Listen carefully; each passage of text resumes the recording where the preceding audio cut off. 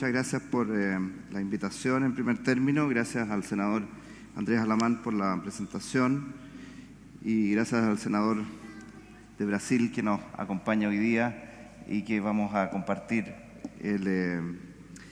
este debate, esta mesa redonda.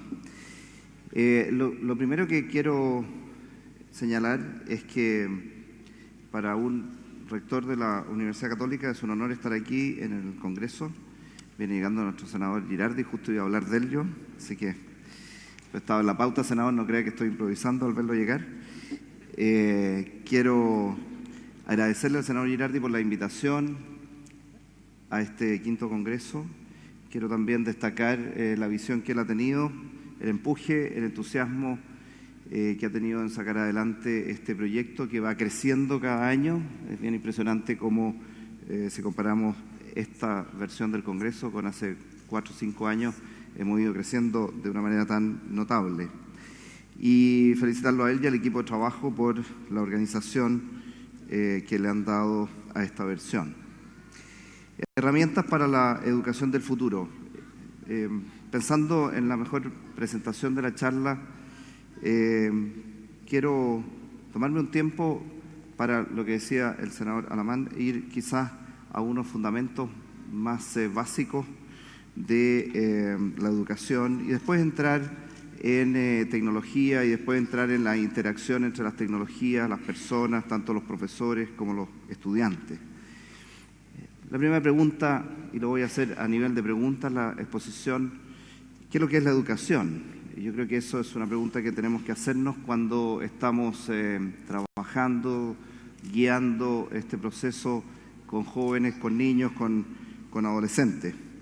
Y la educación claramente es un proceso de transformación personal, es un proceso de crecimiento, es un proceso en donde el estudiante realmente sale de sí, sale de su situación particular y alcanza otro estado, otra forma de comprensión del mundo, otra forma de expresión, otra forma de análisis, otra forma de discernimiento. Y yo creo que el concepto de transformación personal es básico cuando uno está dedicando la vida al proceso educativo. Y en ese sentido, esta transformación personal, que si bien es cierto, depende de las características de cada una de las personas, de sus inquietudes, de sus voluntades, de su tesón, de lo que quiere hacer de su vida, también tenemos que entenderlo que se realiza en una comunidad. El proceso de transformación personal no es aislado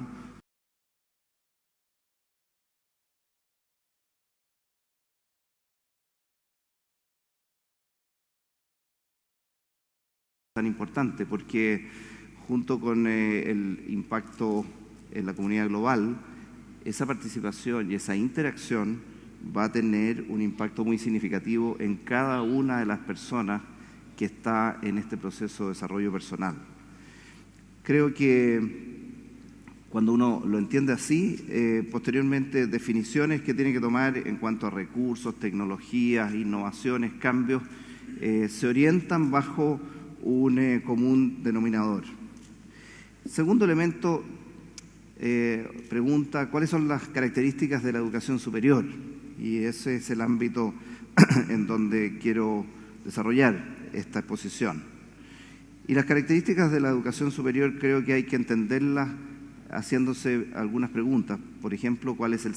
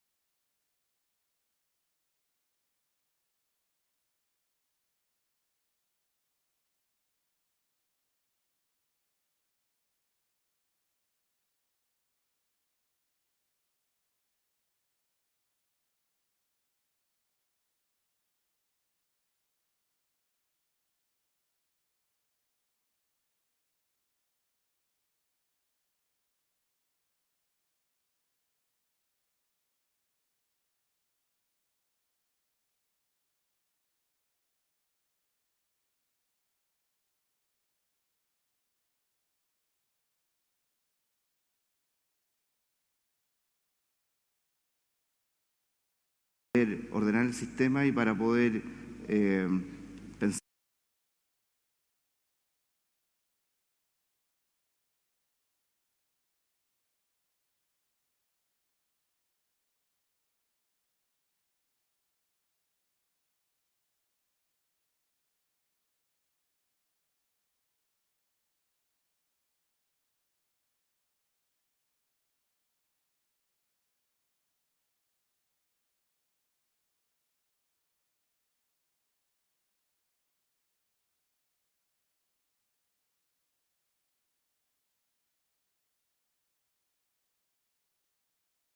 hacia dónde tenemos que avanzar y el tema de la charla es qué herramientas para mejorar la calidad de esta educación en el futuro que ya vamos a analizar.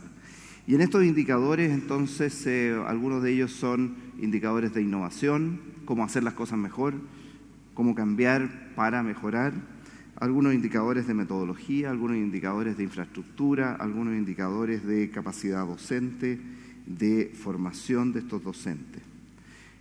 Entonces el tema de la calidad me parece importante. El siguiente tema que me parece muy importante y que no es muy conversado en múltiples foros tiene que ver con el gran tema del ejemplo.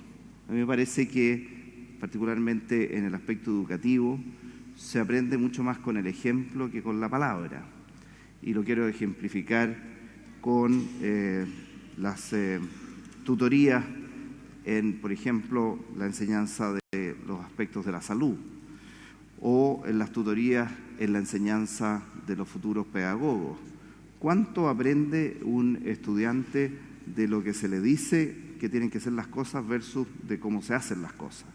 ¿Cuánto aprende un estudiante de cómo se le dice cómo tiene que operarse un enfermo versus lo que aprende cuando el cirujano lo está operando? ¿O cuánto aprende un estudiante cuando un profesor dice cuál es la relación que tengo que tener con los estudiantes y en la tarde o al día siguiente va a un escenario docente en donde él está en la sala de clase y ve cómo ese profesor realmente desarrolla su docencia? Entonces me parece que en educación el ejemplo, el testimonio, tiene que ser un elemento central en el proceso educativo. No hay tecnología que modifique eso, porque tiene que ver con la coherencia entre la palabra y la acción. Aquí entramos a un punto que es central y que en nuestro país se está conversando, discutiendo el tema de la carrera docente y que tiene que ver con el rol de los profesores. Y en toda charla que uno discuta, o en todo foro en que se discuta temas sobre educación, el rol de los profesores es central. Y aquí entonces el rol de los profesores en el manejo de las nuevas tecnologías. Cuando uno dice cómo quiero enseñarle mejor a los estudiantes a través de nuevas tecnologías, quizás lo primero que hay que preguntarse es cómo los profesores pueden entender mejor estas nuevas tecnologías, cómo los profesores se adaptan a estas nuevas tecnologías y la conocen bien para poder entregársela a los estudiantes. Muchas veces es más difícil la enseñanza al adulto que tiene que utilizar esta tecnología que la enseñanza propiamente tal a los estudiantes. Por lo tanto, el rol de profesor aquí es marcador, es señero, es de extrema importancia y tiene que ver con un resultado final, que es que el profesor tiene que finalmente sacar lo mejor de cada estudiante, y ahí se define la calidad de ese profesor, en que ese profesor estimula, entiende, comprende a cada uno de sus estudiantes, le ve las potencialidades, muchas veces va a lograr muchísimo más del que a lo mejor parte de una condición de conocimiento menor, y por lo tanto el efecto docente de ese profesor se ve en este ámbito de rendimiento individual. Siguiente aspecto, el efecto par y la interacción entre los estudiantes.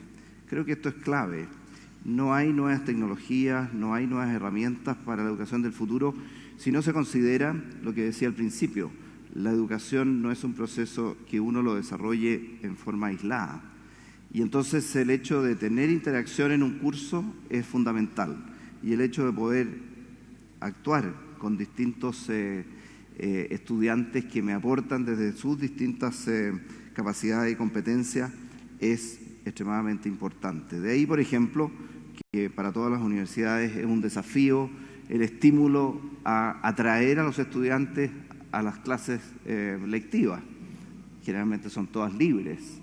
Y entonces uno dice, bueno, ¿por qué los estudiantes vienen o no vienen cuando la materia está en los libros, está en internet, están las presentaciones en la web? Y los estudiantes debieran de venir básicamente para poder interactuar con los pares, para poder hacer las preguntas que generaron al entrar a esa web y al leer esos contenidos que están disponibles para todos.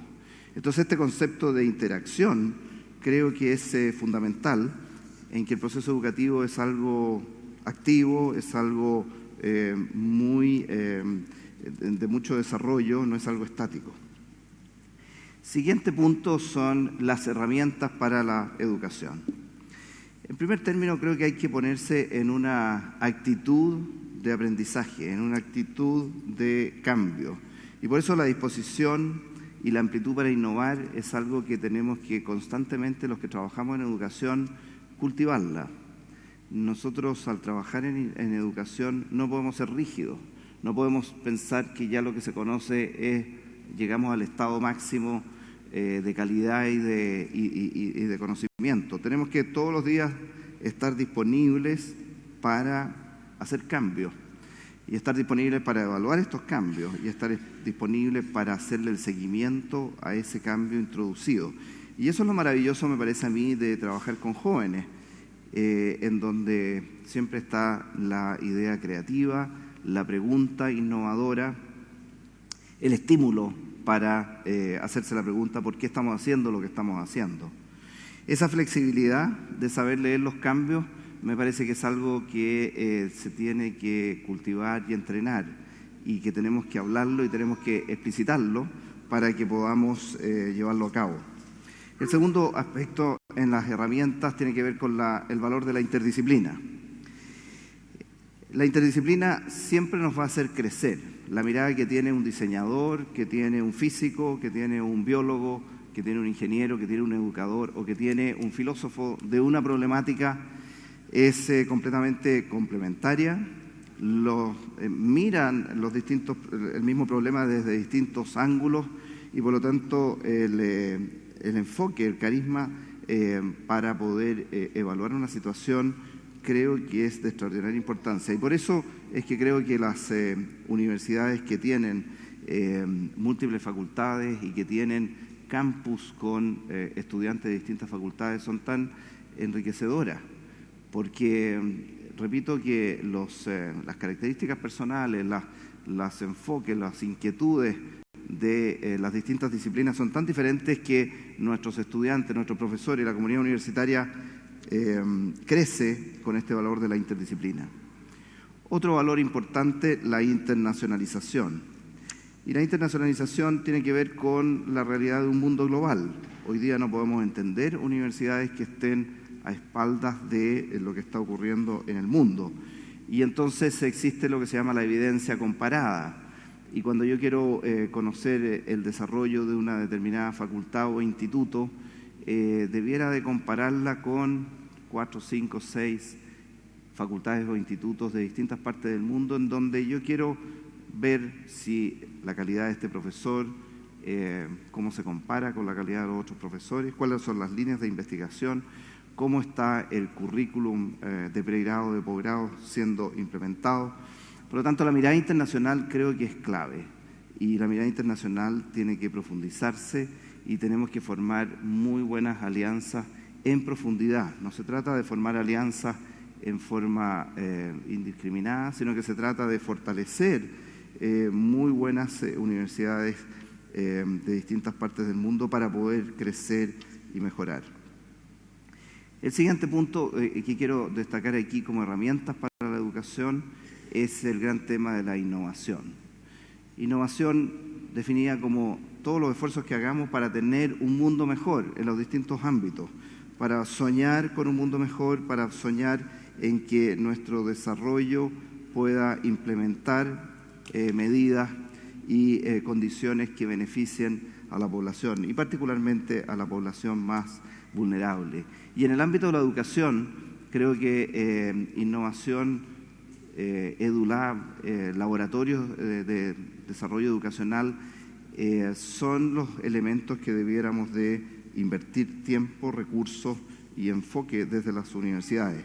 Y de esta manera entonces se puede innovar en la docencia y de esta manera también se puede innovar en nuevos proyectos de investigación que permitan realizar una educación de mejor nivel. En ese sentido, creo que lo que combina la tecnología con el fortalecimiento de la interacción entre pares es la forma de trabajar. No hay que pensar que a través de dejar un computador en una sala para cada niño vamos a solucionar el tema. Tenemos que poner tecnología, pero también tenemos que crear los puentes que haga que esa tecnología se pueda implementar entre el estudiante, el profesor y particularmente la importancia del trabajo entre los pares. Si no fomentamos el trabajo en equipo, no estamos realmente avanzando en el proceso educativo y no estamos llegando a una educación de futuro. En ese sentido, creo que nuestras universidades tienen una deuda y tenemos que avanzar hacia una innovación curricular que tenga que ver con mayor interdisciplina, mayor estudio general, menor focalización del aprendizaje. Ese aprendizaje más focalizado es el que está permanentemente en cambio. Se han hecho estudios que demuestran que muchas de las profesiones que en ciencia y tecnología pueden tener cambios sustantivos en sus currículum, en sus conocimientos, en 5 o 10 años. Por lo tanto, lo que tenemos que hacer es enseñarle a esos estudiantes a pensar, a razonar, a buscar información, más que enseñarle contenidos específicos, que muchas veces gran parte de ellos van a cambiar en el corto plazo. De nuevo, estudios generales, estudios interdisciplinarios, estudios que exploren o currículum que exploren otras disciplinas, creo que es fundamental. Otro elemento fundamental en la educación superior tiene que ver con la evaluación de lo que hacemos. Ojo con hacer procesos de evaluación después de 3 o 4 años de implementación de cambios. Creo que los procesos de evaluación tienen que ser muy seguidos, muy en línea. Y ojalá el cambio que se produce y la evaluación a los pocos meses y después al año y el seguimiento de los procesos de evaluación. Esa es la única manera que vamos a tener para poder corregir los defectos que siempre se van a producir en los procesos de innovación. En nuestros países latinoamericanos tenemos mucho miedo a la innovación porque tenemos mucho miedo al fracaso. Eso es muy distinto a otros países de otros continentes en donde el fracaso casi pasa a ser un elemento positivo. Y pasa a ser positivo porque refleja experiencia. Y pasa a ser positivo porque refleja cómo la persona se levantó de ese fracaso. Entonces creo que en estos cambios innovadores que hacemos en educación no tenemos que tener miedo al fracaso, pero sí tenemos que ser muy autocríticos de cuándo vamos a evaluar y cómo vamos a corregir los pasos que no hayan sido más apropiados. El siguiente punto que quiero destacar es entrar más directamente a las habilidades digitales. Y entonces habilidades digitales es definir algunos instrumentos. Y los instrumentos tecnológicos digitales son claramente los medios, pero no los fines de lo que tenemos que implementar. Esta tecnología que hoy día parece muy novedosa, en 2 o 3 años queda obsoleta. Y por lo tanto, entonces, lo que está detrás de esta tecnología es algo mucho más profundo y es el hecho de cómo podemos influir de mejor manera, de manera más sustentable, más creativa en este proceso de aprendizaje. Y entonces ahí están nuevas formas de aprendizaje, como la educación online, las distintas metodologías de esta educación, las distintas áreas en donde esta educación online se incorpora, ciencia robótica, comunidad virtual, todos elementos que hacen que uno esté trabajando, incorporando nuevas tecnologías, nuevas habilidades digitales para un fin que es el aprendizaje más completo, más profundo, más reflexivo, con mayores preguntas, con mayor actividad del sujeto mismo que es nuestro estudiante. En ese sentido, agradezco la primera charla del profesor Molina, en donde algunos de estos elementos en distintas etapas de la vida se presentaron. En ese sentido, creo que los profesores tienen que tener una mención especial en este tema de las habilidades digitales. Creo que se tienen que crear las oportunidades de aprendizaje para nuestros profesores que hagan posible que la formación de ellos sea sólida en estos elementos. Hemos tenido desde nuestra universidad algunos proyectos de investigación con proyectos FONDEF, por ejemplo, en lo que hemos denominado el Observatorio de Prácticas Educativas Especiales y que está orientado a, en primer término, formar profesores capaces de promover estas oportunidades. Esto me parece que es uno de los aspectos más cruciales y más de largo plazo que debiéramos de esforzarnos por tener. Trabajar a nivel de nuestro cuerpo docente la incorporación de estas nuevas metodologías.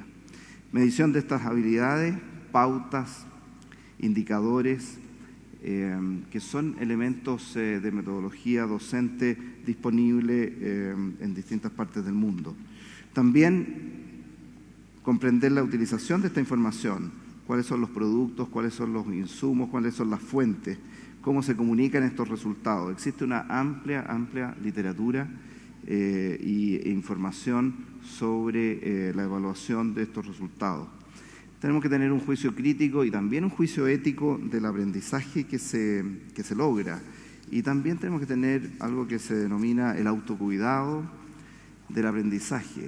Cuán sano es este aprendizaje, cuán sano desde el punto de vista global del estudiante.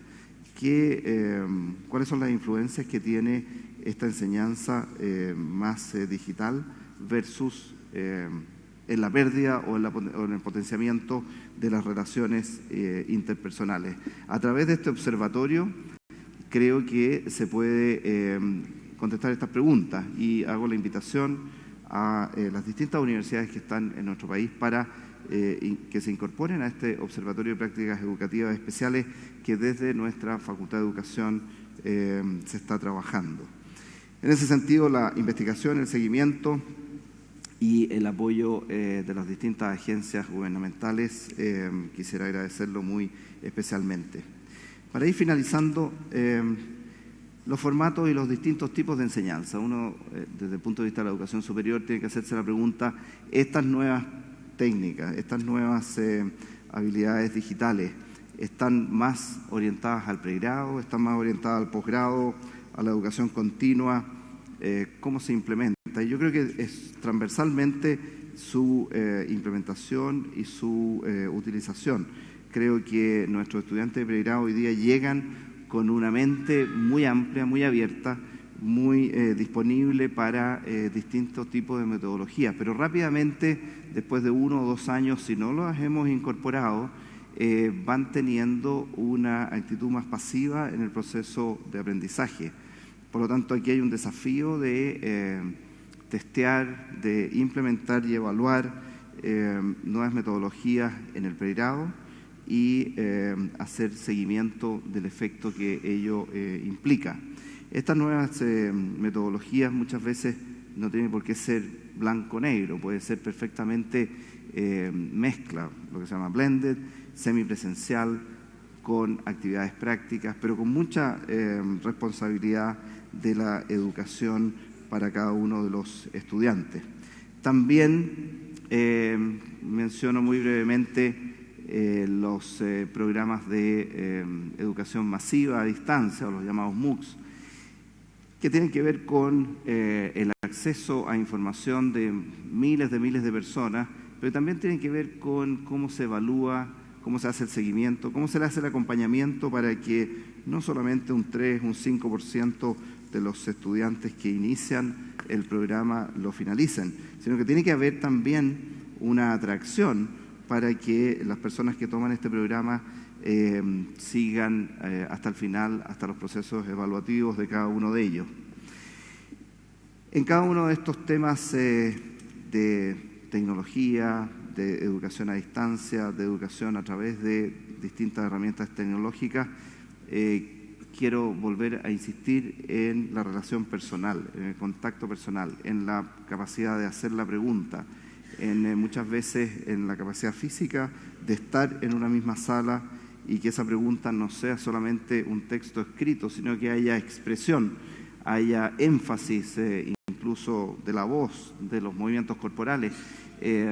La educación tiene mucho que ver con otros elementos que no son solamente lectivos, sino que son elementos que influye la emoción, influye las relaciones, los impactos que me produce una persona u otra. Y eso uno lo ve perfectamente cuando determinados profesores pueden entregar la misma materia, pueden tener las mismas pautas de entregar esa materia, pero los efectos son muy distintos porque el clima que se produce y el clima que entregan es muy diferente.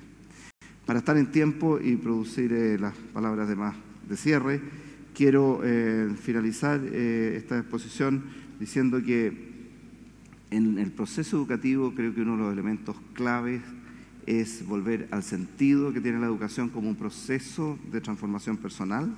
Quiero también decir que en ese proceso el docente, el educador, el profesor es absolutamente esencial y preocuparse de su formación, de su progresión, de su desarrollo es crucial y que por último no va a haber ninguna tecnología digital o ningún desarrollo tecnológico que deje de lado por completo el contacto personal, la preocupación del docente, la relación entre los pares. Por lo tanto, lo que creo que hay que hacer es saber integrar tecnología con desarrollo personal, tecnología con encuentro y preocupación personal, tecnología con acompañamiento en la relación docente. Muchas gracias a todos por la participación.